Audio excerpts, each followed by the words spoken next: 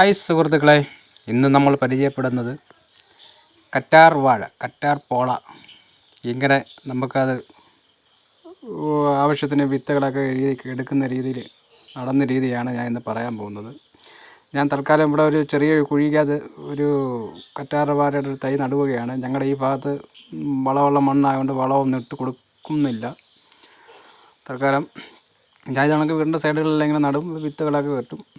സാധാരണ നിങ്ങളൊക്കെ നടുമ്പോൾ പ്ലാസ്റ്റിക് കവറോ അല്ലെങ്കിൽ ചട്ടിയോ പിന്നെ പഴയ പാത്രങ്ങളോ എന്തായാലുമൊക്കെ വീട്ടിൽ കിടപ്പുണ്ടെങ്കിൽ അതിനകത്ത് ഒരു കറ്റാർ പോള എടുത്തായി ആവശ്യത്തിന് ചാണകപ്പൊടി അല്ലെങ്കിൽ കടയിൽ നിന്ന് എന്തെങ്കിലും നല്ല വളങ്ങളോ എന്തെങ്കിലും ഇച്ചിരി മേടിച്ച് ആദ്യം നടുന്ന രീതി മണ്ണ് അങ്ങോട്ട് നിറച്ച് അതിനകത്ത് കുറച്ച് വളമിട്ട് കൊടുത്തിട്ട് അതിന് വേണ്ടി കുറച്ച് മണ്ണൂടെ ഇട്ട് അതിനകത്തൊരു കുഴി പോലെ ചെറുത് തോണ്ടി വെച്ച് നടുക ചെയ്യുന്നത്.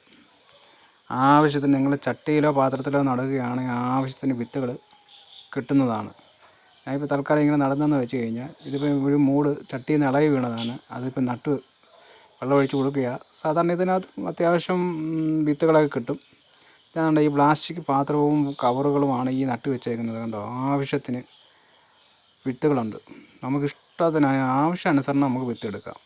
ഇത് ഞാൻ ആദ്യം ഒരു മൂട് കൊണ്ടുവന്നത് അതിൽ നിന്ന് വിത്തെടുത്ത് ഇങ്ങനെ നട്ട് വെച്ചതാണ് ഈ കാണുന്നതെല്ലാം. ഇത് ഞാൻ പല ഭാഗത്തും വെച്ചിട്ടുണ്ട്. ഇഷ്ടം പോലെ നമുക്ക് കിട്ടുന്നതാണ്. കറ്റാർ പോളയുടെ ആവശ്യങ്ങൾ ഉള്ളവർക്ക് ഇത് ചെയ്ത് പരീക്ഷിക്കാം. പുളിച്ച കഞ്ഞിവെള്ളം, കോഴി വേസ്റ്റ്, ചാണകപ്പൊടി അങ്ങനെ ഇട്ട് കൊടുത്താലും നല്ലതാണ്. തൽക്കാലമായിട്ട് ഇതിപ്പം ഒരു പാത്രത്തിൽ അല്ലെങ്കിൽ പ്ലാസ്റ്റിക് കവറിലോ കട്ടിയുള്ള പ്ലാസ്റ്റിക് കവറൊക്കെ ആണെങ്കിൽ നല്ലതാണ്. ഇങ്ങനെ ചെയ്ത് കൊടുത്താൽ നിങ്ങൾക്ക് ഇത് ഉണക്ക് കറ്റാർ പോളയുടെ വിത്തുകൾ ഇഷ്ടം പോലെ കിട്ടും.